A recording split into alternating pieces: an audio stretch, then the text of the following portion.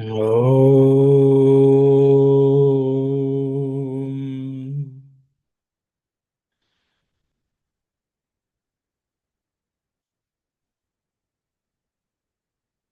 Om.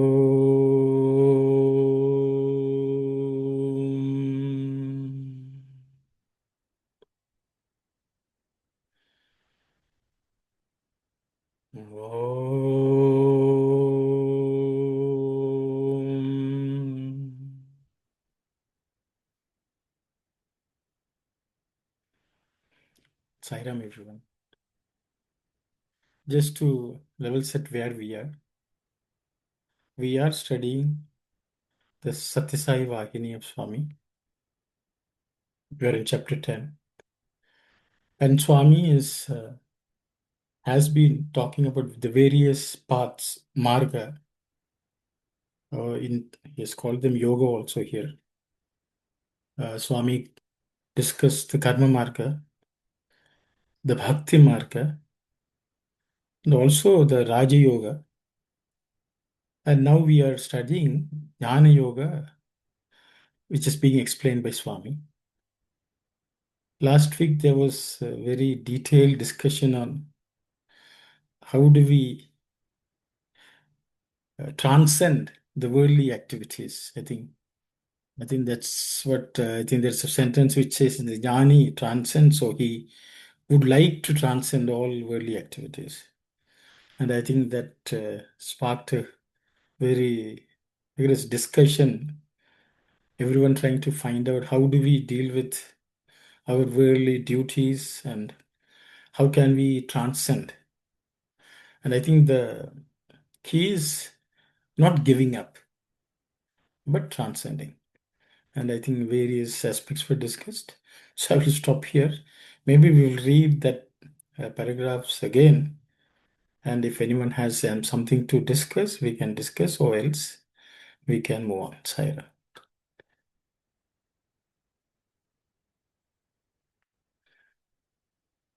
Jnana Yoga is mostly devoted to the study of principles, basic principles. This universe or cosmos that we cognize as outside ourselves can be explained by means of various theories of knowledge, but no one of them can be convincing to the uninitiated. The Jnana Yogi weaves many such theories and hypotheses. He is not convinced of the reality of any material object in the universe or of any activity or even of anyone else who propounds any other explanation. He believes that he should transcend the daily chores of life and not be bound by social or other obligations. In the vast ocean of isness or Sat, truth, reality, all objects are but drops in his views. They are all struggling to move from the circumference to the center, from which they manifested through Maya. The Jnana Yogi too yearns to merge in the center, the core of reality, away from the tangle of apparent diversity.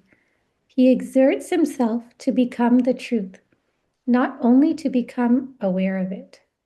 Of course, as soon as he is aware of it, he becomes it. He cannot tolerate the thought that he and truth are separate and distinct. Thank you very much, Kalyani. Anyone would like to discuss any of the points? I think there's so much Swami aspect in this paragraph. Yes, Brother Sivadas, please go ahead. No, only one point I wanted to clear it. The Bandhu and Bindu, no, is it really? It looks like, I am not sure. It looks like Telugu spelling may be wrong. Instead of Bindu, they put Bandhu. Yeah. In Telugu, Swami has written it as Bandhu. Yeah. Bandhu, one meaning is relatives, another meaning is binding on us. Yeah. That's what, sister, I am thinking whether it is really Bindu is written as Bandhu. No. Okay. Then okay. He is very clear about that. Okay. He had written Bandhu Vantidi. That means it's like a relative or it's like a binding. That's okay. Thank you. Sairam, Arun, sorry. Yeah, no problem, Auntie. Thank you. I think why Brother Sivadas is asking is Swami is talking about ocean. That's why he is So asking. because if it's ocean, Bindu sounds right. Okay. I think that is logically it seems to be right. But I also found that later on, Swami is talking about Sarva Bandhu also. Yeah, Uh, that So Swami has introduced that word again once more. So there's a contrast between thinking the world is all Bandhu, but he wants all the Bandhus to be only the Lord. So he wants only be bound to the Lord and not to the world. I think that's the way also we can take, brother. I also, this Bindu and Bandhu has been troubling me also for the past 1 week. because So, It's put you in Bandhu, is it? it's Bandhu. Actually, because it is mentioned about ocean, water, so it is thought Bindu. yes. That's the connection between Bandhu and Bindu and ocean. Thank you very much. asking, But, is it but even if you take it as Bindu, actually all the Bindus are Only becoming Bandhus for us. This world, in the world is samsara. In the ocean of samsara, we are so caught up by all the Bindus, which are actually binding us. So in whichever way we take, I think it's okay. That's a conclusion I came to, because I did not want to be bandhuied by this. Thank you very much. But I think since, both can be used as long but as we understand the essence. I think that's what matters. since it is mentioned afterwards by Swami, that Yes, is Andaru mana Bandhule. yes. So that means, I think this meaning may suit better. That's what I feel. Sairam. Oh, thank you very much, Adi. Thank you. Yes, Sanjay. Now it's all yours. Sairam, no. Even I was, contemplating on this through the week, because as Brother Shivadasan said, right? So, because I think oftentimes, i- i- Swami alludes to this at the early part of this chapter, where he talks about the progression from Advaita to Vishishtadvaita to Advaita. It's a natural progression of what is already latent within each of us. Swami talks about, that eventually one has to land at the final stage of Advaita. And so in this paragraph, Swami, as you said, has packed so much, and it's nice to imagine that Swami has gone from the three stages here, where in the first stage it is apart from it, to the second stage where it is part of it, and in the third stage where it's the center of the wheel, it is it. So that's why it's comforting to think that Swami must have meant Bindu, but actually you're right. Even Bandhu, who is a Bandhu? When we expand ourself into others, they become a Bandhu. When we feel others are part of us, in that sense, it is also a, a, a, a way of looking at Vishishtadvaita. So in that sense, Bandhu also is equally, I mean, obviously Swami has put it here, but as Brother Shivadasan said, it's comforting to think it should have been Bindu, but I think Bandhu makes the same amount of sense. Yeah, I'll stop there. Thank you. So, this thought came to me, see, Swami creates situation for us to do contemplation. So what I was thinking, then I realized every bandhu we have has a bindu. When Omkaram Bindu Samyukta means there is a drop of that Lord in every person. But the whole problem is we do not pay attention to the Bindu in each person, which is, Swami will say, Mamai Vamso, Sarva, all these living beings have a small spark of mind, a drop of me in everyone. So the thing is, everyone, when we see only the Bandhutva. We do not see the Bindu in them. So the thing is, Swami, I think both we can take. Because we can take, if only the Jnani only sees the Bindu in everyone, he doesn't see them as Bandhu. He sees the divine in everyone, not a bondage with each one. I think that way also we can take. So I think ultimately, as long as we get the message that, the jnani treats this entire world as the Lord, as an aspect of the Lord. Ishavasyam idam, everything is divine. He does not see individual beings to whom he is attached. And once he said that, then I think we go to that next stage where he says, see, everything is the Lord, Sarva Bandhu. So I think that's the total expansion. So I think as long as we all understand that view of perception of the jnani, I think we are okay.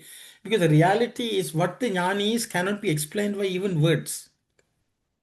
So any words can only point to a place where we can sort of have some grasp of what the jnani experiences in this world. So that's what I thought. I know Swami has just troubled all of us, it looks like. Thank you. I will ask, sorry, yes, Sai Satish, please go ahead. Ramana, just going based on what you said, the Bindu should become the Marga Bandhu in every Bandhu. So I think that is like God is called Marga Bandhu, right? So just wanted to add, if that guiding principle can show the path, then one goes beyond the bondage that the bandhana brings in. Yes. Thank you very much. I think just for everyone's benefit, Marga Bandhu means the journey, the path. The Bandhu is the friend or relative who comes along with us in our journey, who is with us, who shows the way, where to go. The guide also. A guide is also called Marga Bandhu.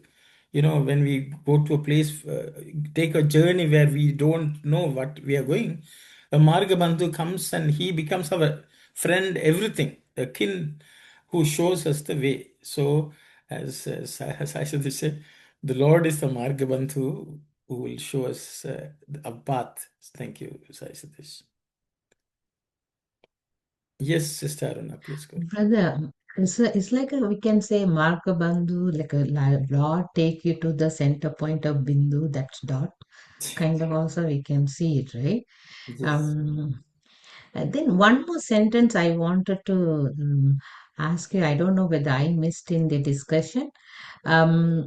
See how we can explain in various way the outside of us. But no one of them can be convincing to the uninitiated. What is that meant by that part, please? Yeah, I think, I also read it a couple of times. See, Swami's theories of knowledge, but no one of them can be convinced to the uninitiated. You ask him about the uninitiated. Yes, please. So I think I will ask Auntie to look at the Telugu ones. Sairam, let me read it further. Yes, Auntie. I think we had discussed this like 2 weeks ago. Yeah, And discuss it. yeah, and we said there's no word like that because it just says no object in the world, no work, and no one can satisfy him. That's all it says. No, she's asking about but no one of them can be convincing to the uninitiated. That it's not there. ఏ వస్తువును ఏ పనియును ఎవరును అతనిని తృప్తి పరజాలవు. That's all is written. తృప్తి పరజాలవు. It cannot satisfy him. That's Okay, right. Sister, I hope.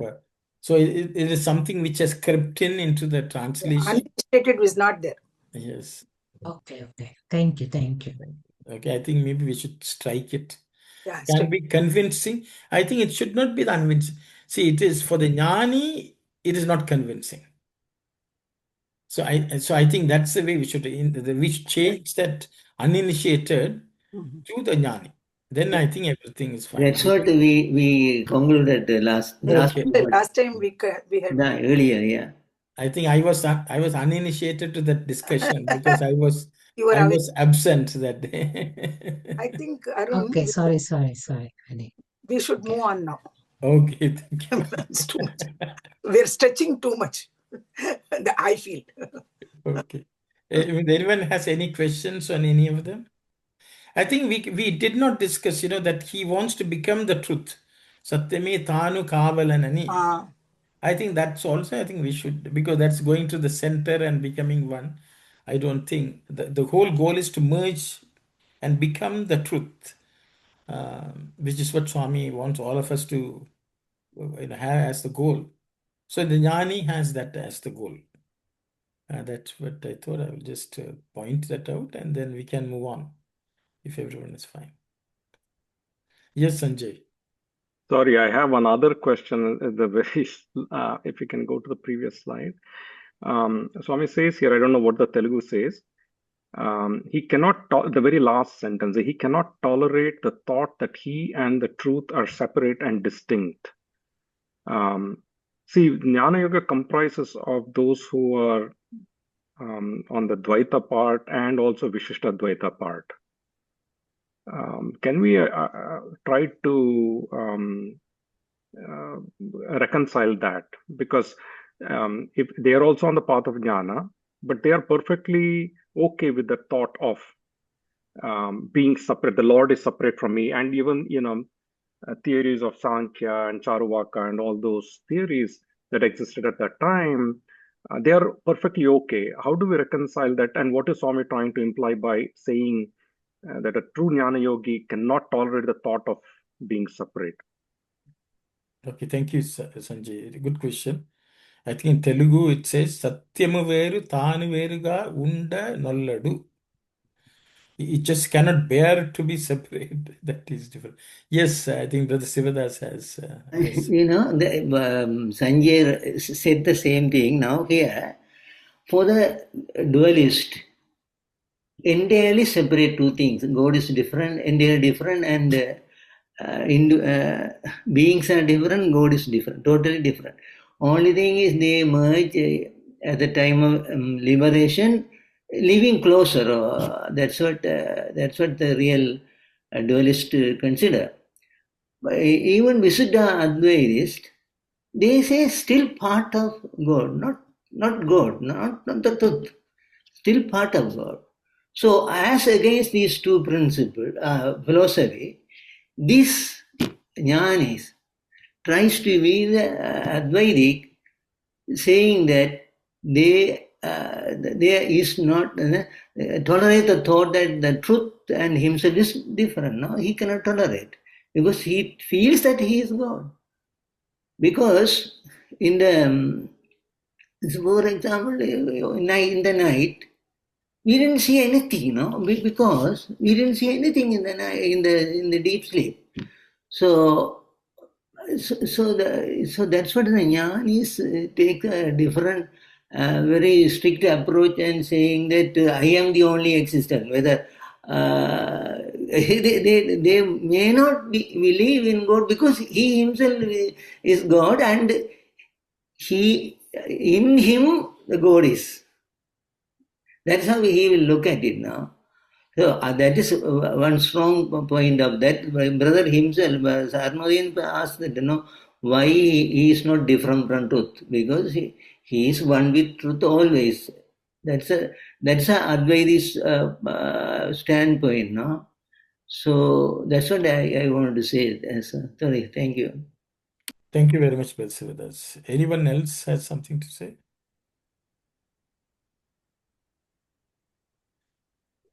So maybe I will just, yes, Sanjay, your observation is very accurate. Generally, Swami what Swami keeps as goal is Advaita.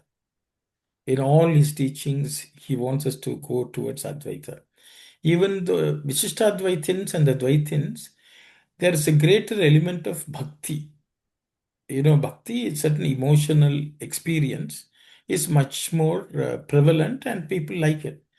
And I think in the Vedantic parlance, they are the ability to not go past that is called rasasvadana. That means the taste is so much that that holds them back from merging. Okay, so they enjoy the experience of tasting the Lord as an outsider. It means being outside that they just cannot get past. That is considered a hurdle for the final merger. But Swami is talking about the jnani who has sort of got past that, and he feels that merger will give him much more joy, and which is Advaita. So that's why he just cannot be separate, be different. But if Advaitins, Vishishadvaitins read this, they will say the devotee always wants to be next to the Lord. You know, like the Gopika, so Radha, they want to be by the side of the Lord. Dvaitins will say we also want to go very, very close. But their understanding of the ultimate state is that they should be so close and attached, not necessarily lose themselves completely. So I think each person in each Vedantic thought, whether Dvaita, Advaita, Vishishta Advaita, they will interpret this. This Veruga means I don't want to be far away from that person. I want to be very close. I think that's the way I think they will interpret it. So I will leave it at that. It is not that, the sentence can be interpreted three different ways by the three different philosophical thoughts. Just the way Bhagavad Gita has been, if we look at the commentary of Sri Ramanujacharya versus Sri Shankaracharya, even the Bhagavad Gita, there is slight different interpretation of the same statement by the Lord. So I will just stop there. I hope Thank you very much. Very nice. Thank you. Sairam Sai Satish, please go ahead. Saramana, as you were speaking, it just that same example of Hanuman. I was just thinking about that because again, the same thing, Deha Buddhya Astu Dasoham. So I think predominantly karma yoga dominating, even if we say that, yeah, I don't know how we cannot clearly say, but I'm just seeing karma, bhakti, and jnana for Dvaita, Advaita, and Dvaita, Vishishta, Advaita, and Advaita, and the progression happening more even as people do the karma or bhakti, that is getting filled with more of jnana aspect into it. But ultimately, what we are seeing is only when if the person has to really become one with that, then I think essentially the aspect of um, the doer has to vanish, and I think that's where the whole focus is tending towards. So I was just trying to see in the case of Hanuman, he was able to do karma yoga. He was able to do doing in the sense he was able to epitomize what is karma yoga in its fulfillment, bhakti yoga in its fulfillment, and jnana yoga in fulfillment. I think he could do that because he had jnana percolating karma and bhakti, and that got him there. So just wanted to add that. Yeah, thank you very much. So I think did Hanuman switch back and forth from each of these states? Also, another question people can ask. Suddenly, was he in the body? Was he in the mind? Was he in the Atman? I think he was always in all states. Because as long as we exist as a human being, we have a body, we have a mind, and then we have the Atman. So whether we say I'm a Vishishtadvaitin or whether I'm say Dvaitin, that experience of Atman exists for all of them. Because once soon as you think of the Lord and you're inwardly focused and only thinking the Lord, actually everyone is experiencing at all times, at all three levels. But the awareness of that, or even expressing that as a philosophical thought, may not exist. If you go and ask even Radha, are you Advaitin? Or they will say, they will laugh. Which is what happened with Uddhava.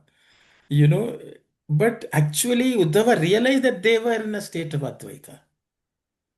But Radha was not analyzing, am I a Dvaitin? Am I an Advaitin? No such thought. They were experiencing Atman. So, but the thing is, for us who are cerebral, our head has to analyze and understand, it is okay. But same with Hanuman. He was at all three levels, he was totally connected to the Lord. Body was only serving the Lord. Mind was only thinking the Lord. And Atma was fully engrossed in the Lord. And that is what he explained to Rama. But I don't think he was moving from different states, because it is all integrated awareness. Is the way I would say. I hope that answers. Yes, and on that context, I think the bee that is savoring the honey doesn't know its distinction from the honey at that time, because they become one. It's for the onlooker who sees the bee, the flower, and the process of the bee sipping the honey and all of that. But I think at that point, the bee becomes the honey is the bee. So like that way, what you're saying, there is no distinction for the person in that state. They are in a state of, there is no two banks. It's only the in between state of love. But for the onlookers, they see that there is a shore, one person this side, one person that side, they have to cross over. So yeah, very true. Thank you very much. I think Sri Ramakrishna Paramahamsa used to say this, the difference between wanting to become sugar versus taste sugar. So a question for ourselves is, how many of us would want which one if we had a chance to come back and spend time with Swami versus, versus struggle with this thought of being separate from Swami? So a reflective question. Yeah. Yes. Thank you. Nice. Okay, Saira. So if everyone is okay, shall we go to the next slide? One Yes. point only, brother. Yes, brother. Very nicely, the Ramana Maharshi, in his 40 verses of truth, Yes. he said, this we are speaking of Dvaita, Vishtadvaita, Advaita, everything, so long as we have the ego. Once the ego is vanished, we don't know whether we are Advaitic or Dvaitic or Vishtadvaitic. Only the ego is pointing out these three philosophies. So he is ultimately saying nobody knows what is there. Because when the ego is annihilated, nothing can be, what is after that? We don't know. No? We just imagining with the ego all these things. That's one of his verses saying that point. Thank you, sir. Thank you very much, brother. Thank you.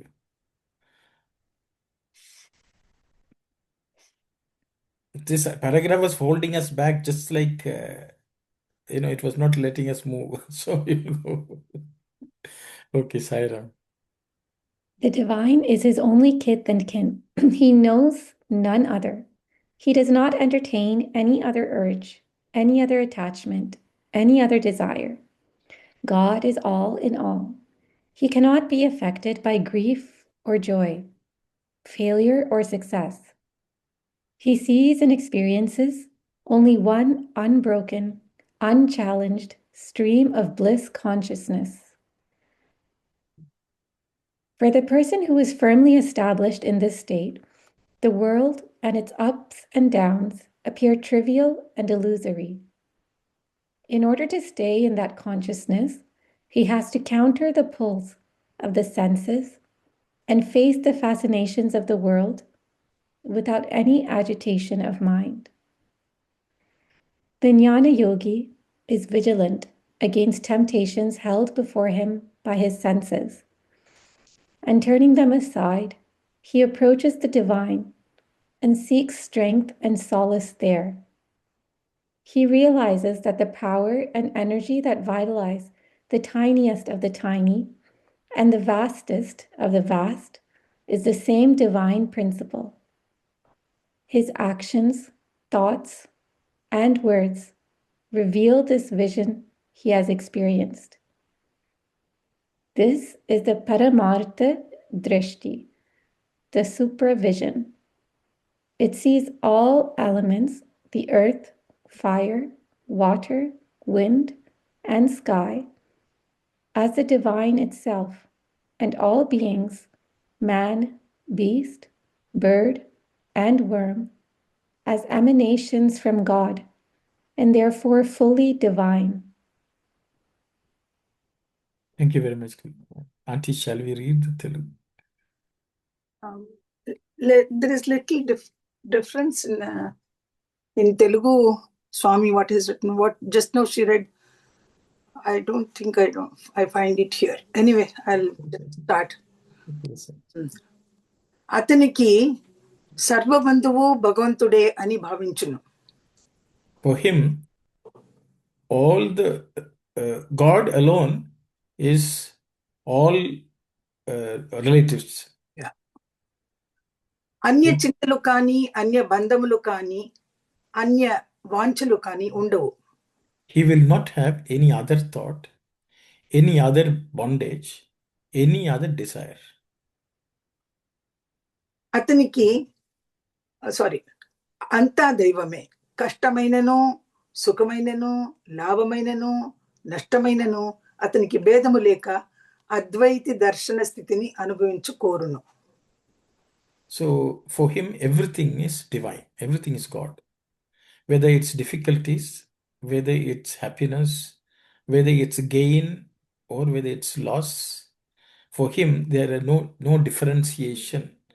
He will experience only that non-dual state. అదే సరి అయిన జ్ఞానం.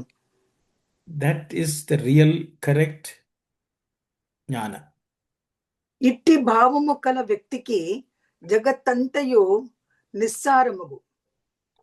So for a person who has this kind of feeling, the entire creation or universe does not have any value or any essence. మిథ్యా దృశ్యమనుభావము కలుగును. It is of the kind of, it is mithya in his eyes. That will be his feeling. అయితే ఇంద్రియములు మధ్య మధ్య అట్టి భావమును క్రిందికి లాగును. But the senses, now and then, in between, pulls him down. ప్రపంచ వ్యామోహమున పడత్రోయుటకు ప్రయత్నించును. They will attempt to make him deluded by the five elemental world. కానీ అతి జాగ్రత్తగా ఇంద్రియములను అదుపులో ఉంచుకొని, so he will carefully, with vigilance, keep his senses under control. దానిని ఎట్లైనను ప్రక్కకు నెట్టి క్రమేణ భగవంతుని సమీపింప కోరును.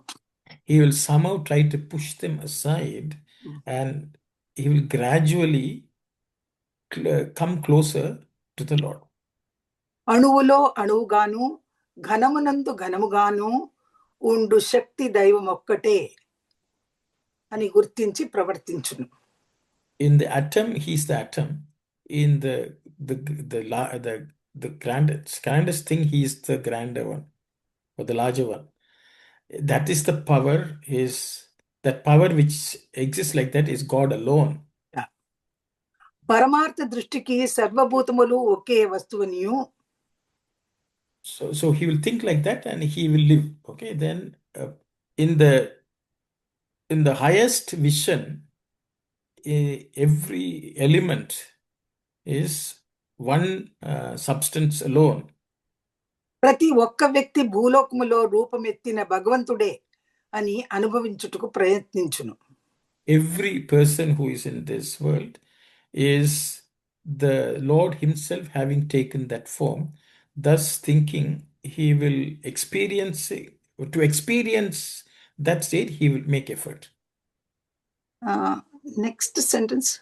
అయితే ఇట్టి భావములు ఉండిన మాత్రమున జ్ఞానయోగి కాజాలడు. Just because a person who has these abilities, he does not become a jnana yogi. Can I read further or this? I think the other side, no, the last sentence you said. I think Auntie, that goes to the next paragraph, Auntie. So Okay.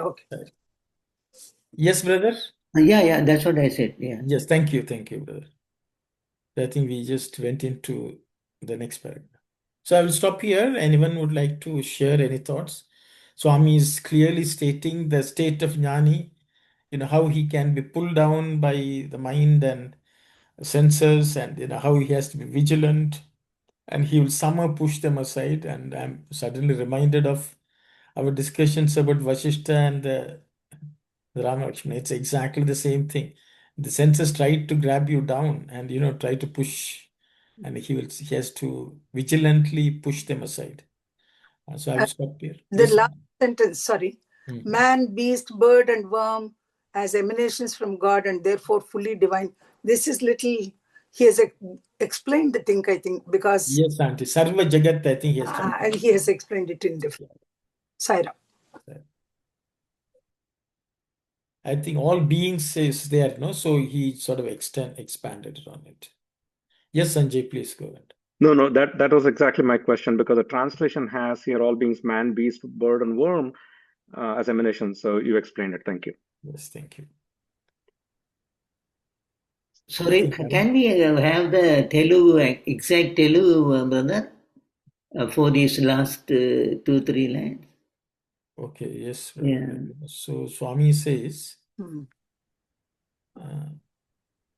ఒకే వస్తువునియు ప్రతి ఒక్క వ్యక్తి భూలోకములో రూపమెత్తిన భగవంతుడే అని అనుభవించుటకు ప్రయత్నించును. Auntie, just we'll go little from that we'll say Paramartha Drishtiki. పరమార్థ దృష్టి సర్వభూతములు ఒకే వస్తువు. So yeah, so Swami is for that highest vision, Paramartha, I think supra vision or something that is a translation. That which the highest vision in that every element, every substance is only one substance. Okay, Vastuvanyu. It's the same thing which manifests as the multiple elements. Okay. Then ప్రతి ఒక్క వ్యక్తి భూలోకములో రూపమెత్తిన భగవంతుడే. Prati Okka Vyakti means every being, every person, individual who is nothing, no one except God who has taken form on this earth. Okay, thank you. That's very good. Yeah. Anubhavinchutaku prayatninchanu. He will make effort to have that experience. Saridane, Auntie?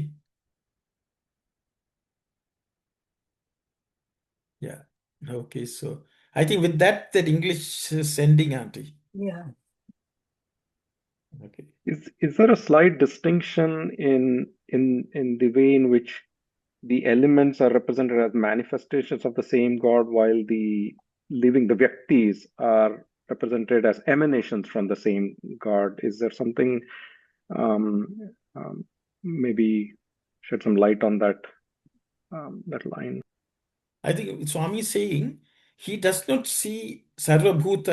Again, the word the Bhuta can be multiply discussed. One is taking all the 5 elements and the combination of them is one. The Bhuta also can be everything which is existing, everything which exists. So that means that's why he has given the description of man, word, animal, and all that. That Sarva Bhuta can be the same also. But then what Swami says, it's all okay, Vastu. That means it is only same matter or substance. So I think the way I don't know, my interpretation or understanding is that he sees the entire gross world in this world as made of the same substance.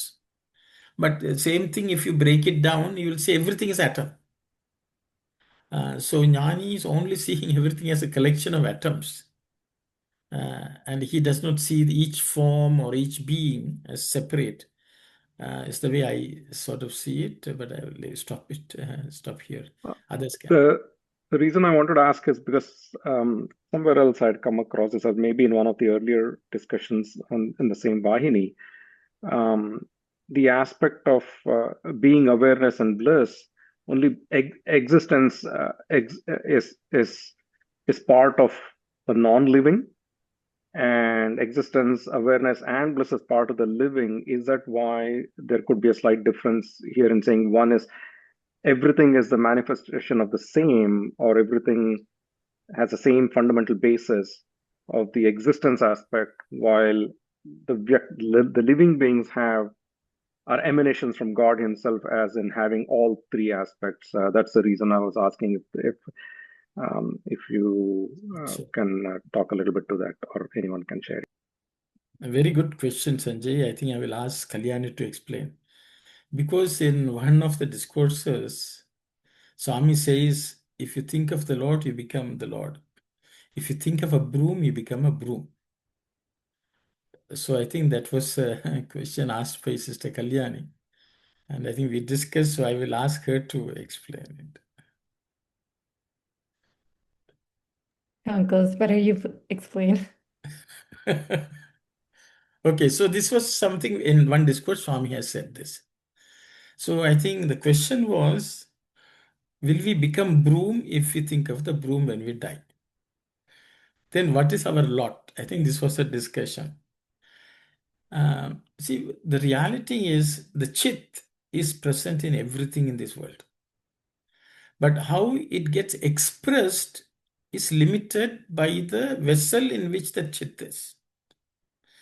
In the ultimate analysis, the concept of living, whether it's a prana or not, itself in inanimate objects, so that those things which do not move, they contain the divine.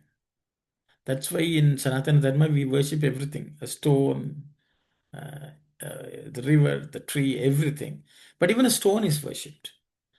So the stone is, for all practical purposes, jada. It is just that it is not expressing the chit within it. But if a scientist analyzes, he will say the molecules are held together by some power. When that power lets go, the molecules will disintegrate. And that object, even an inanimate object, will not exist as an inanimate object. But generally, our understanding is of chit is ability to know, ability to feel, ability to experience and express that experience. But if you say that, Swami will say the sari is also wept. So people can ask, how can the sari cry? So Swami at times has demonstrated that the chit, the Chaitanya Shakti, is existing even in the inanimate objects. Maybe we are unable to perceive it, and they may not be able to express it. So the real Vedantin looks at everything as God. And that's why Swami will say, treat everything, even inanimate objects, in the most respectful way, almost with reverence. That is the practice. So, if you hit a book, kick a book, then you pray to the book and say, you know, I kicked you, please pardon me. So people will laugh. Why are you praying to a book? But Sanatana Dharma feeling is everything has divine in it. And the divine which is present in that object, even if it's inanimate, we respect and revere it. So from that sense, Sarva Bhutamalu okay vastu. I think that's the way I would understand. I will stop here. Auntie, please go ahead. These inanimate objects or inanimate things, they don't have the subtle body to express their chit or ananda, whereas human beings, we have our subtle body where we can express our feelings. Those inanimate objects don't have the subtle body. That's the reason why they can't express. Saira. Thank you very much, Auntie. Yes, Sai Satish, please go ahead. Saravana, like what you're saying, I think it comes as a quote, right? God, if you think you are God, you are. Dust, if you think you are dust, you are. Verily, thoughts are things, as you think, so you become. So that was one thing. The second thing is, I think for the jnani, I think as they perceive the bhutantaratma, and because they perceive the bhutantaratma in every bhuta, the connection remains intact, in the sense they are on the kendra always in seeing the bhutantaratma.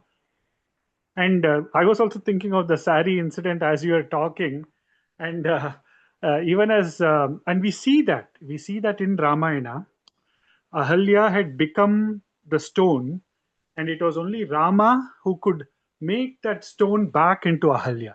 So again, in getting that aspect of expressing the chit to ultimately become what it is, or in the case of Krishna avatar, and even in the case of Swami, like we would see when Swami leaves Parthi to Brindavan, it's not only the people in Parthi as like it's only the living what we call as with life.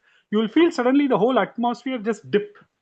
And that is because I think even the inanimate, though we are not able to cognize, they have their own thing. So the whole atmosphere suddenly becomes like a dip in the energy as such. And wherever like the Lord is there, you can see how the all of the Chaitanya gets manifested in its all its exuberance. So you can see how the presence, the physical. I'm not even talking about something that is beyond, but the very physical presence of the Lord and so on, how it changes the whole of the environ, because it's not just the living, but I think even in terms of the non-living, and the way Swami would show that is also the way he would turn off a switch, or he would open the door, everything with as if he's handling, like he would give the same thing to inanimate object as much he gave to a living being. The respect, or the way he would walk to give darshan, to ensure that no ant is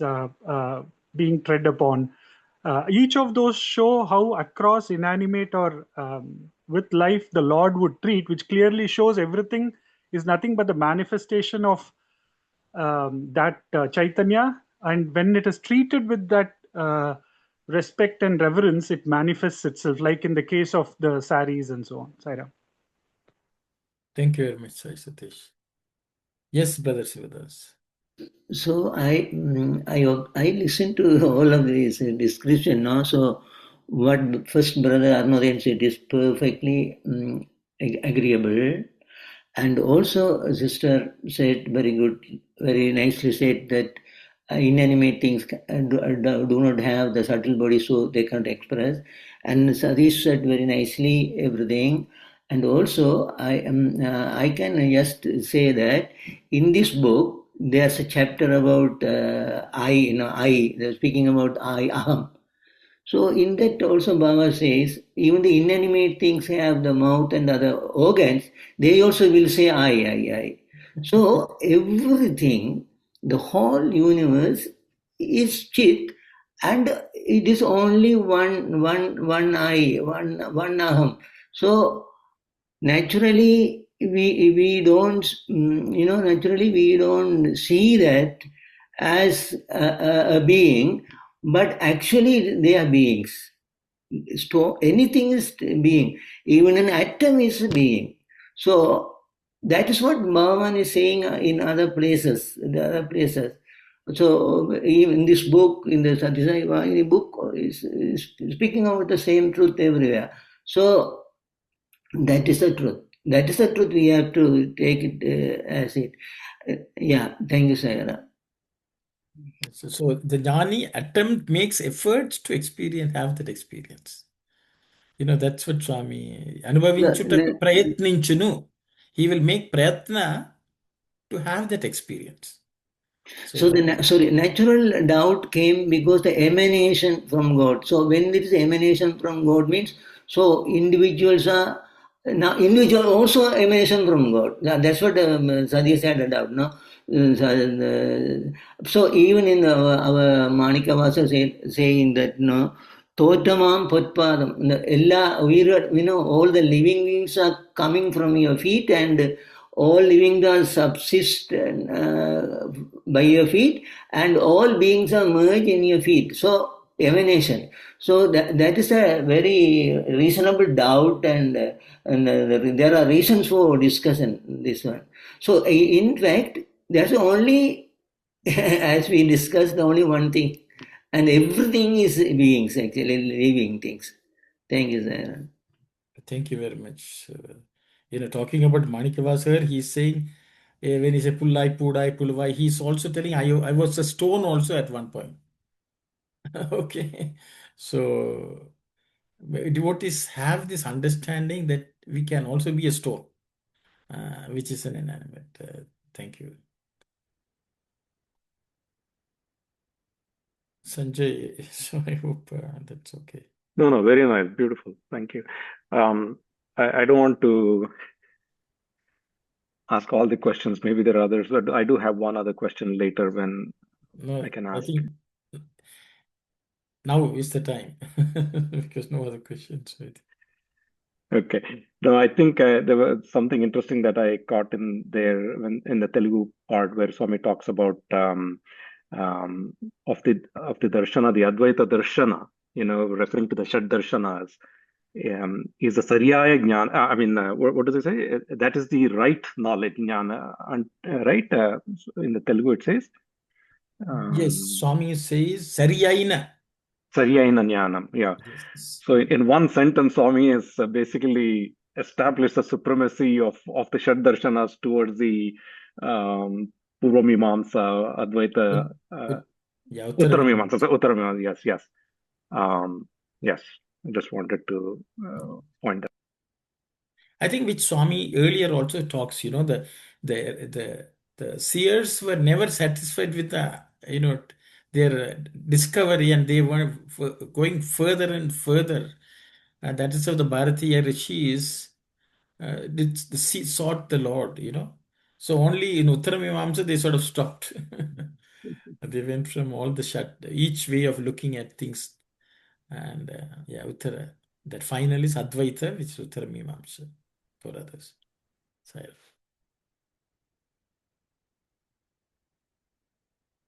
Yes, Sister Aruna.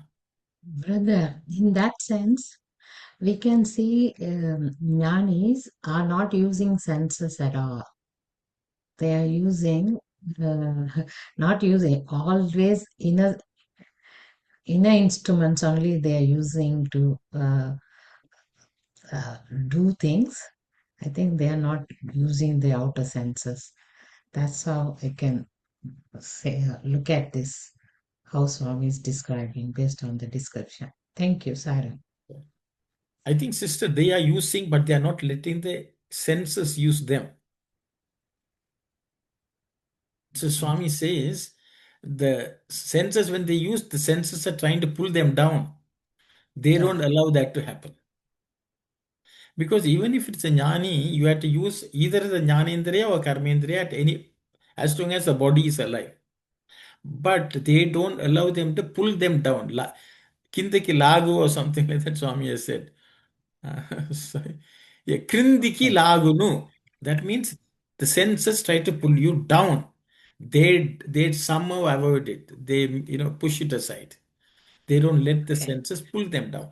So they use the senses, but they don't let the senses use them. It's the way I see it. Okay. Yeah. Okay, great. Thank you. Yeah, Sister Shivani, please go ahead. This reminds me of a story.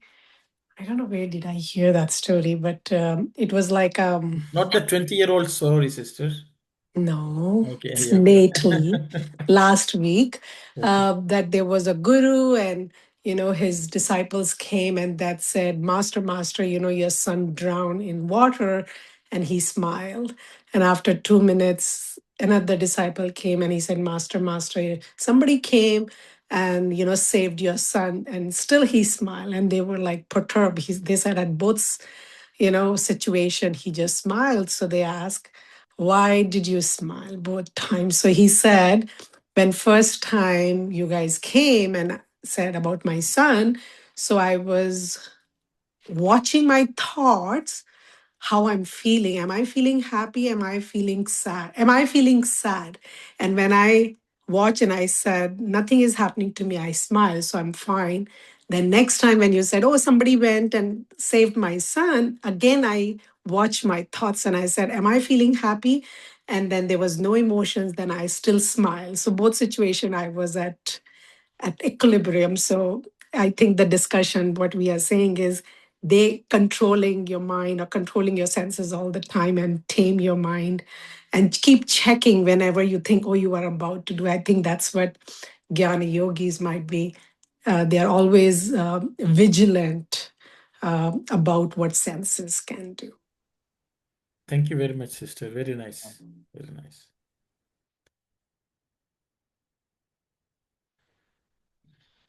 Yes, Brother Tasan. Yes, Sairam, brother. Sairam, brother. So based on this paragraph, I like to add something. The Jnani always he thinks God alone is the true relationship. He doesn't care about other relationship. It's all temporarily. So in that case, he is not bind to the mind or worldly desires. So the dualities of pleasure and pain, or success or failure, is not going to disturb him. Thank you, brother. Thank you very much, brother. Yes, thank you. If everyone is okay, we can move on to the next slide. Because it's a continuing of the same thought, Swami is elaborating further. I just want to clarify something. I think in some sentences, it makes it seem like the jnani has already reached that state of Advaita. And then in other sentences, Swami will say he's making efforts to reach that state. So is it Swami just describing the same person at both states? Like, or sometimes they have reached that state and then they get pulled down and they make efforts to reach that state again? Very nice question, Kalyani. I will have to refer to her. I mean, others, I don't know they have anything to say, but Swami tells a story of, I think, one of the Muslim saints in one of his discourses. Apparently, he was a great guru who taught so many people and so on, and he was on his deathbed. He was on his deathbed, and all the disciples came around and said, "Oh, Guru, you're going to leave now. Who will be protecting us? Who will guide us?" And all that. Okay, and they were all lamenting and crying. And that Guru, apparently, he was trying to say something, but they couldn't hear what he was saying because his vocal cords were not working. But mouth was opening, and he was trying to say something. So all of them panicked. They thought, "Oh, he wants something. What does he want? We had to give him something. He must be suffering." And they all panicked and they went to near his mouth. They couldn't hear. So at last, somebody gave him a few drops of water, and then he was able to speak. And apparently, he was telling, "Oh, Shaitan, you are trying to trouble even me now, even now." So, so that was his message. Basically, what he says, the world of temptation exists even for such a large.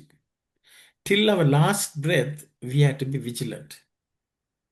So the thing is, the Guru was lying down, and when everyone is saying, "Oh, Guru, without you," then he was laughing. Because suddenly he will feel, "Oh my gosh, I need to get up and now look after all these people." That is the play of the ego. So if both the disciples also don't know, he also won't know who is actually guiding and who is doing the job. So as Swami in that discourse, Swami is saying, until the last breath, we have to be vigilant. So because you are vigilant, because there are things which are pulling you down or trying to pull you down. If you don't, nothing pulls down, people around also can you pull down. So you have to be wary of them also. So I think as long as we are alive in this world, there's always something to be vigilant about. I think another discourse Swami is talking about Jagrata, Jagrata. I don't know, I will ask somebody else to tell the story. I think Sai Satish or Sanjay can tell that story. Mata nasti, pita nasti, nasti bandhu sahodara. Things like Sai Satish, I will put you on the spot. Yes, and so I think this is Shankaracharya, and as Shankaracharya, at that lofty state that he was one of the, I think in the evenings or so, when he's doing his work or one of the activities, this thought comes to him at that point in time about, Anna, you can correct me, about his accomplishments or things of that kind, where he's, for a second, he's lost in that sense of doership and the ego comes. And even as that comes, outside, you have this person those days going around who would always call out saying Jagrata, Jagrata, be careful. This is more in terms of robbers and other people coming in the night and stuff. So this person says Jagrata, Jagrata, be careful, and then that reinforces Shankaracharya where he says again the same thing of, he reminds himself what Anna was quoting, Mata nasti, Pita nasti, nasti bandhu sahodaraha, artam nasti, griham nasti, tasmat jagrata, jagrata, wherein there is no family, there is no relationship, there is no money, nothing of this is permanent, everything is ephemeral.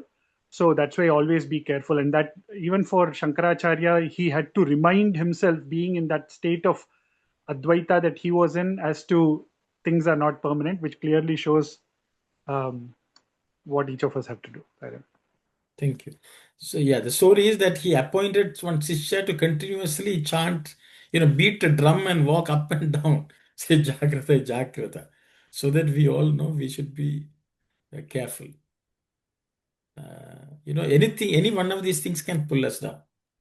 Mata can pull us, Pita can pull us down, Bandhu can pull us down, wealth can pull us down. So many things can pull us down. We should be wary of all of them. Like beware of dogs, type of things. So we beat the drum, and so that was something he instituted. So the jnani also, as long as he is left with the body and the mind, has to be vigilant at all times. So this is what I think Swami is talking. So there is an effort involved. It's not that I became a jnani, now I can relax. No. Okay. The jnani has to be ever vigilant. I think. Or Gagyani has to be on a regular maintenance. It's like physical maintenance we do. He has to do inner maintenance every time. Yes, sister, yes. I think lots of hands went up and lots of hands came down, but Sai Satish remained, so I will ask him. Sai Ramana. So I was just going to say another incident. I think this was one of Ramakrishna Paramahamsa's disciples. He was called as Lattu Maharaj. Even when he was very, very old, he would have his disciples make him get up, even as he's not even able to get up from his bed, but he would request his disciples to have him sit, and then he would do his sadhana for the day.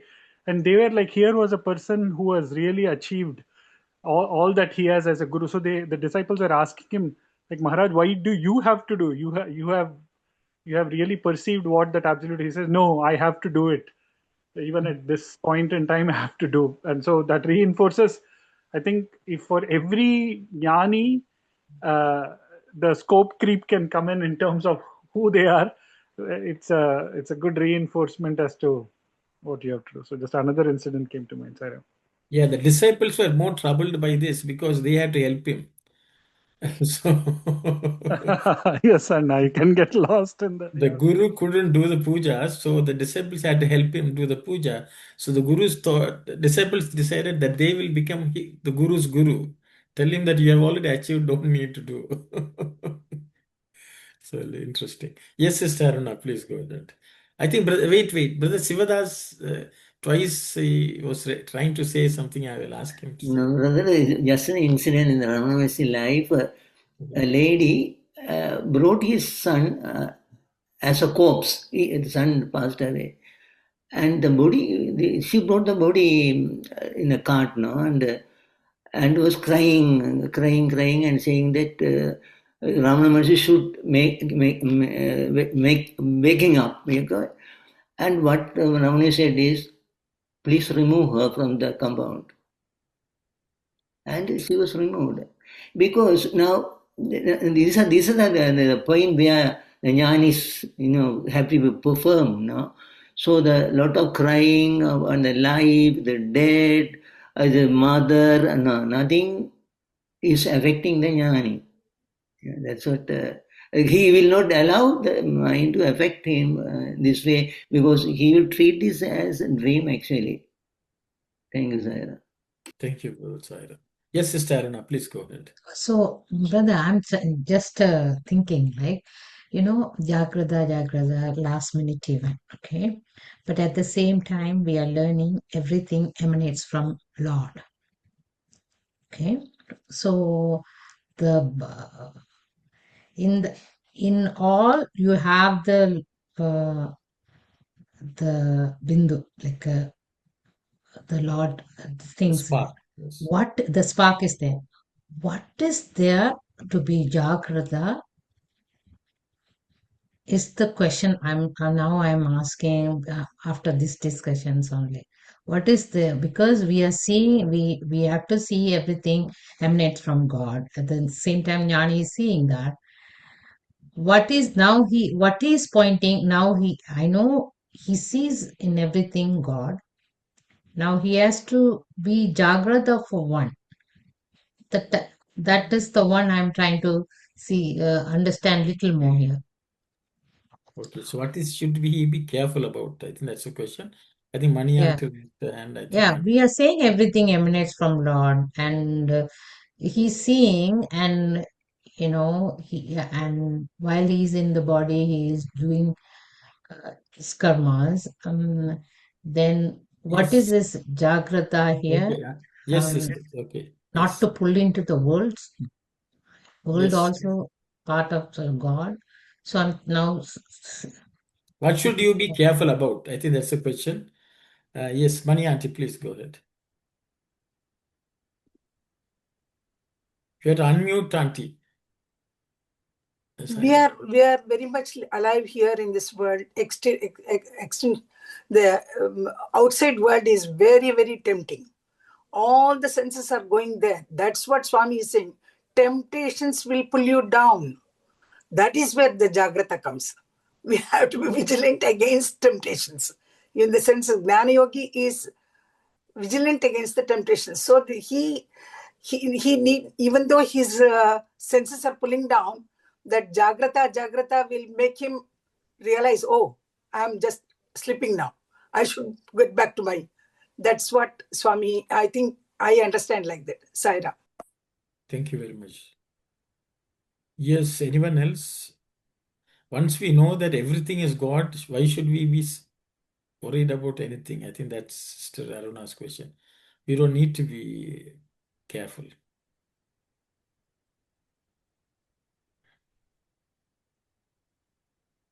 Sister, I think when we say careful, generally people think you are scared. So you have to be careful. But here it is just a matter of which attention. Attention is also Jagrata. Because the Upanishad says, Uttishta Jagrata Prapyavaran Nibodhata. Rise awake. So awakeness also Jagrata. So the thing is, for a person who is scared, their way of being careful is different. But the jnani is careful, is always awake. He doesn't want to fall asleep on the job. So that means he does want to be carefully, vigilantly keep the thought that everything is God. That thought should not be lost. Okay, so he is carefully preserving that thought at all times. Because there are others who will try to pull it down. It's like, you are carrying something on your head and you're balancing. There are many things which can pull you down. So there also you have to be careful. So that because the world is always shaky. So it's So you not don't. like we are giving importance for emotion and stick to the truth, kind of Yes, something like yes, that. things can pull down. See, a mother is carrying a pot of water on the head and with a child. Okay. She's fully balanced, no problem. She doesn't need anything. But the problem is there are a couple of kids she's trying to take with them, and they will try to pull her down and pull the pot down also. So Jnani is like a seasoned person who can carry a vessel of water on the head without spilling a drop. But the problem is the Jnani is walking in the busy thoroughfare of the world. There are enough things trying to pull him down, so he is vigilant not to lose the balance in the head. I think that's the way I understand. But Mani Auntie has something to say. Please, Auntie, go ahead. Arun, I'm asking these questions. Yes. Why should we, Gnani, be scared of anything? He's not scared. You said scared. That's why I'm No, I said vigilance means some people out of fear they are careful. Fear. But the Jnani is not necessarily afraid. He just Afraid. wants to make sure that he is. So I said the Jagrata is for different people, different things. Okay. So depending on the maturity, mother who is walking with the child is also Jagrata. She's paying attention. But she's paying attention not because anything, because the pot of water should not spill. So, so I said, I so told her that Jagrata for a mother who is carrying water, that is the way Jnani is Jagrata is. It is sometimes we go and say there's a dog, be careful also, we are Jagrata. But Jnani is not worried about a dog. He is only worried about not losing the balance and spilling the water. And that is attention. Attention. That should not be disturbed at all. He's paying full one-pointed attention to what he is thinking about that self. Saira. Saira, thank you. Brother, one more thing. So can he think like this? I am part of the truth. Sister, stop. He doesn't think. Already Swami has said he doesn't have any thought. Yeah. The thought is only used when you have to do something in the world. He doesn't have a need to think. That's why Swami said he does not have any other thought. I think we covered, I think the auntie, didn't we read that? Something like that? Which one? Jnani does not have any other thought. Okay. Chintana, Edi. Bandamulu. I am trying to search. See, auntie, sister. అన్య చింతనలు కానీ అన్య బంధములు కానీ అన్య వాంఛలు కానీ ఉండవు. So sister, he will not unnecessarily think, oh, what will happen. No, he is just vigilant. So Jagrata vigilant to attain him. That's the way you can attention put it. Attention, that's all. To maintain that attention, whatever he has achieved so far. To merge with them. Okay. Thanks. So he does not think, oh, what will happen if somebody pulls. None of that. He is not giving room for any thought. Okay, so that's the way. If any thought comes, he will drop it and he will only go back to the thinking of the thought, Lord. Yes, sister, brother Dasan, please go ahead. Yes, Sairam, brother. Because the Jnani knows all the pleasure and pains comes through the Maya. So he knows the bliss, the permanent thing. So it is not going to be affected to him. Thank you, brother Sairam. Sairam. Yes, Sai Satish, please go ahead. I was just going to say that the Jagrata is to stay in Jagarana and in the realm of Ananya Chintana. Right? So the continuous being totally wakeful in the realm of who is the operator and the operation, and then going on reinforcing that. So that is where I think any circumstance, there is no outcome of any activity because everything is a continuum. It's not looking forward to or looking backwards. It's just being present in every activity and going forward. I just wanted to add that, Sarah. Thank you, sir. I think I'm reminded of another story. I think many of you know the story, many I will repeat. See, all of you know that Narada felt he was the greatest devotee. He's always chanting the name of God. And once he went to Vishnu and said, I have reached the final stage. I'm always thinking of you. There's nothing more for me to achieve in devotion. So Narada, Vishnu said, I have to teach this fellow a lesson. So he gave him a pot of water and told him, go around the world and come back. Let me see. So he went around the world and came back. So Vishnu asked, how many times did you think of me? He said, I was very, very careful with the pot of water. So Vishnu said, you are not very, very careful with the thought of God. So you dropped the thought of God and you are worried about the pot and the water.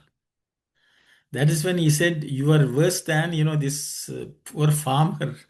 He is much bigger devotee than you when I look at you today. So you think you are chanting my name all the time, but you went around the world and came back without thinking even once of me. So the thing is, the attention, Jagrata, was focused on the pot of water and not on the Lord. So he must have been thinking, oh, if I do turn it like this, it's going to spill this way. It's going to turn it, it's going to spill this way. That was only he was thinking. So Swami nicely explained how a devotee, whatever you are doing, be attentive in thinking of the Lord. Now I hope you understand how the jnani and the jagrata has to be, I hope. Yes.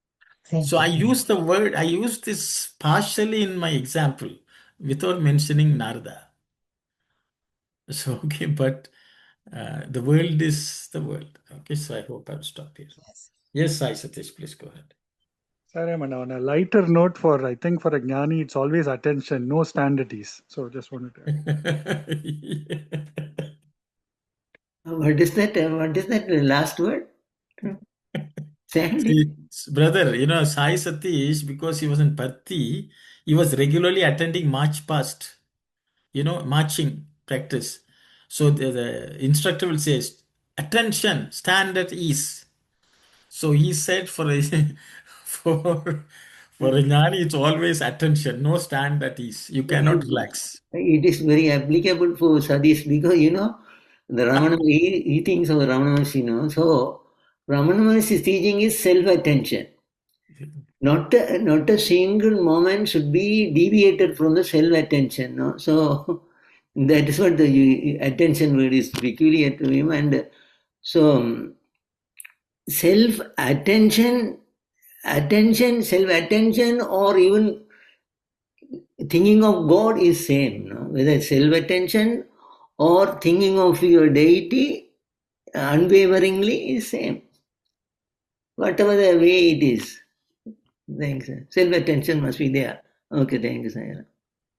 Sai Satish, for a jnani, he is at ease in attention.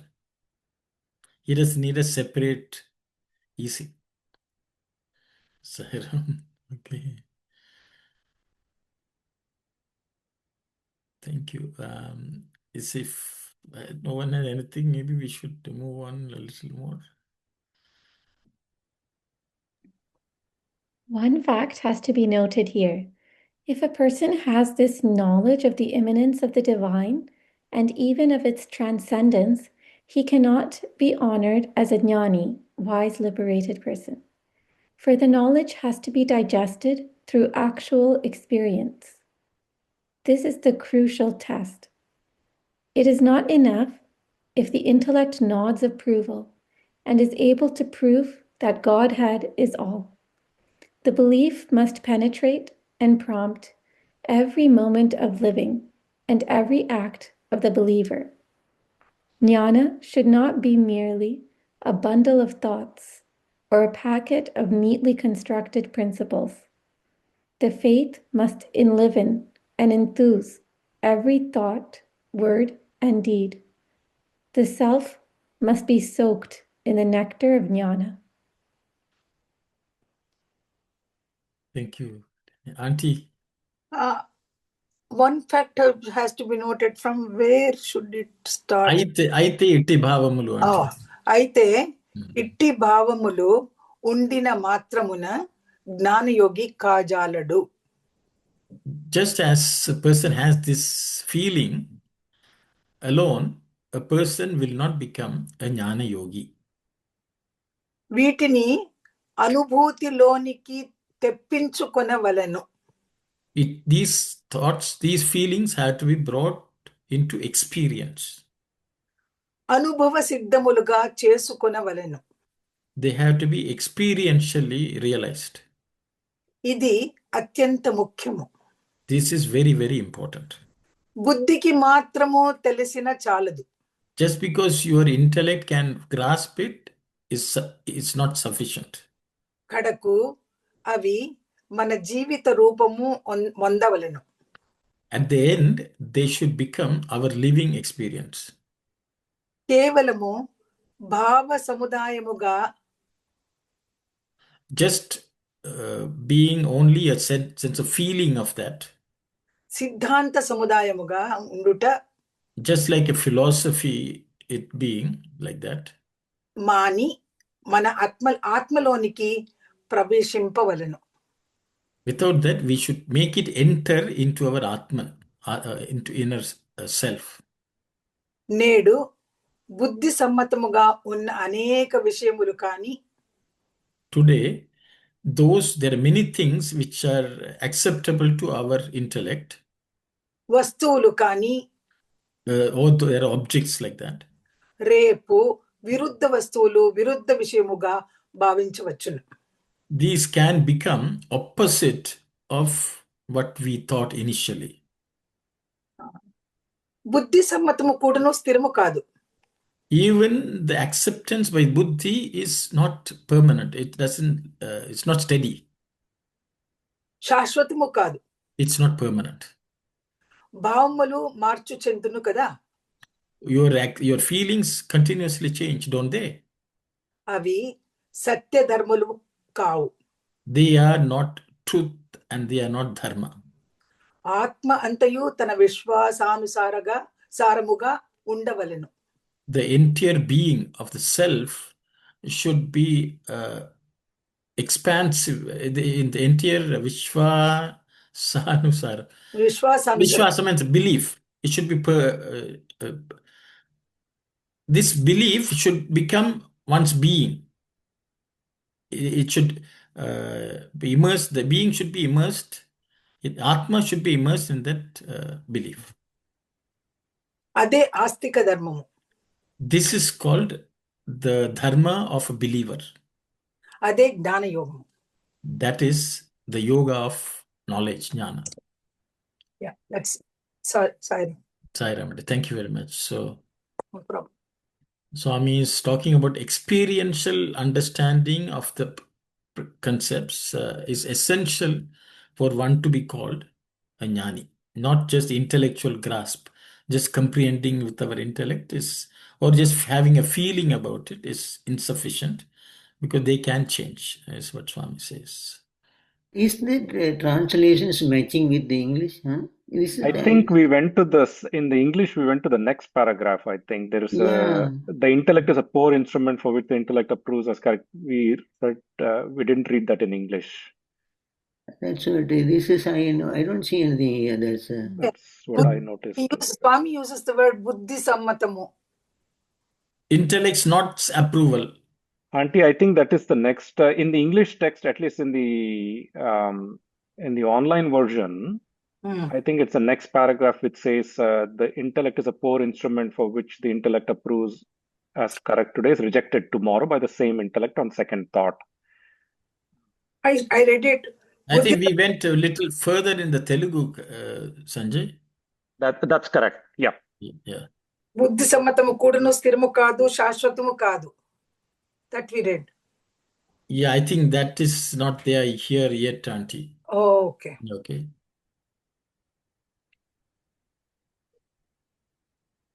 So basically, English only talks about everything that should,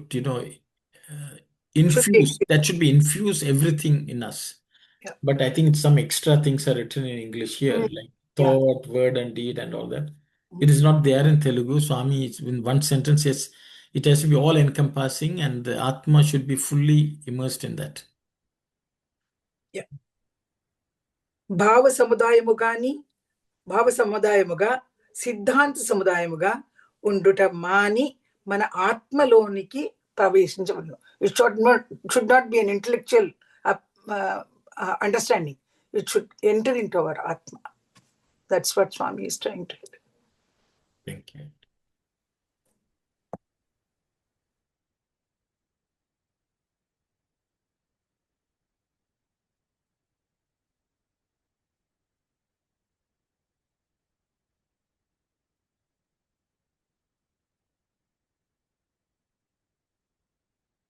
There's total silence, I think. Okay, brother, in the English, the last word, the self must be soaked in the nectar of the jnana. That's what sister now translated. Yes. But what is jnana here? The self must be soaked in the nectar of the jnana.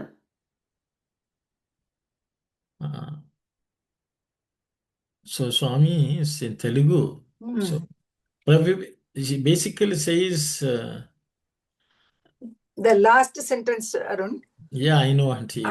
Ade astika dharmamu, ade jnana yogamu. Swami No, said. I think no, that is in the next in the Telugu English next auntie. So we are confused. yeah, no. So I think, brother, Swami's the only thing Swami says, కేవలము భావ సముదాయముగా సిద్ధాంత సముదాయముగా నుండుట మాని మన ఆత్మలోనికి ప్రవేశింపవలను. It has to, that belief has to enter into Atman. Okay. And then he says, నేడు బుద్ధి సమ్మతముగా అనేక విషయములను కానీ, no, I think that's all Swami says. It has to enter. Okay. With that Swami is, and Okay. so Okay. Thank you. which that self must be soaked in the nectar of jnana is basically this. That Swami says it has to enter into the Atman. Yeah. Okay. Thank Okay. you. So that is praveshimpa valanu. That has to enter in. And so that must be, it has been translated as self must be soaked in the nectar of jnana. Okay, that's the way. What is the what are the exact words for the nectar of jnana Swami has used? He has not used that. Okay. Or what is the equivalent So Telugu Swami sentence? is basically saying కేవలము, so భావ సముదాయముగా సిద్ధాంత సముదాయము అని ఉంటుంది మాని మన ఆత్మలోనికి ప్రవేశింపవలను. That's all he says. So if you go earlier, Swami is not talking about any nectar or any jnana. He is basically talking about it has to become experiential. Okay, thank you. Sairam, Yes, auntie. jnana should not be merely a bundle of thoughts or a packet of neatly constructed principles. That is jnana samudayamga, bhava samudayamga. That translation, I think, goes Okay. like that. Yes. There's also the previous sentence, Kadaku avamana avimana jivita rupam. Yeah. So Mondavallanu. they must become the form of our life. Yeah, our living. Jivitam means our living itself, you know. So this at the end they have to become a part of our living, you know, how we live in this world. Living experience. Can we say that? Living. Yes, auntie. Yes, living experience. The word Jivita rupam? Rupa means living experience. The rupam kind of refers to like a form, right? Form. Yes, I understand. Jivita Rupa means that should take the form of our life. This jnana should take the form of jivita. So that means it has to be, that's why he said thought, word, and deed, and all that. You know, so everything should be suffused with this jnana. It should become translated into practice, if you want to put it that way.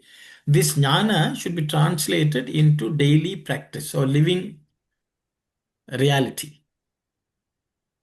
I know if you word by word, it can take, you know, but that's the closest in English. So it should be translated into the form of living reality. Is that okay? So this jnana should be translated or transformed into the form of living reality. So you'll have Rupam also there. Okay. Sairam Sai Satish, please go ahead. Raman, I was just going to say this is based on what you were discussing the other day also. It should not stop at Jnatum and Drashtum. It should lead to Tatvena Praveshtum. Exactly. I think that's where it takes the form, because there's also a story that Swami tells that there are two bulls that are fighting, which one belongs to the servant and another to a master, and the bull of the servant happens to accidentally kill that of the master's bull, and then this person is panicking. He runs to the master and he tells the master, but in his anxiety he tells that his master's bull killed his bull, and then the master says life is ephemeral and all of that. Why you have to worry about it? Everything is transient. This is what that zamindar or that important person in the village says. And then the servant realizes he has told the other thing. So he says, no, actually, sorry, it's not your bull that has killed my bull. It's my bull that has killed your bull. And then this person says, no, how can it be? You have to now compensate for it.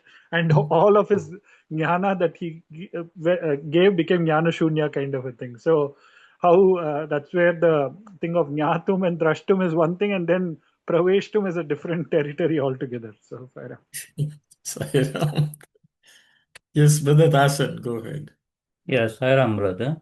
So everyone knows the God is immovable, immovable, and we know the words, thoughts, deeds. Are we giving the life for that one? Are we practicing that one? You had to experience the Atma. Then then that is meaningful. Whatever in this paragraph. That's what I think Swami is saying to these my points. Thank you, brother. Thank you, brother. Thank you, Saira. So it's 4:30. So I think we will end the session today. A very nice discussion. Hopefully, this jnana dawns in us also, and we are also vigilant. At least we can practice vigilance until next session. And we'll meet next week. Sai Ram, everyone. We'll close with Samastaloka prayer. Ramana, next week meeting. No meetings. This will go on, brother. Oh, the first. Yes, Sai Ram. We'll close with Samastaloka. Sai Ram. Om Samastaloka Sukhino Bhavantu. Samastaloka Sukhino Bhavantu. Samastaloka Sukhino Bhavantu. Om Shanti, Shanti, Shanti.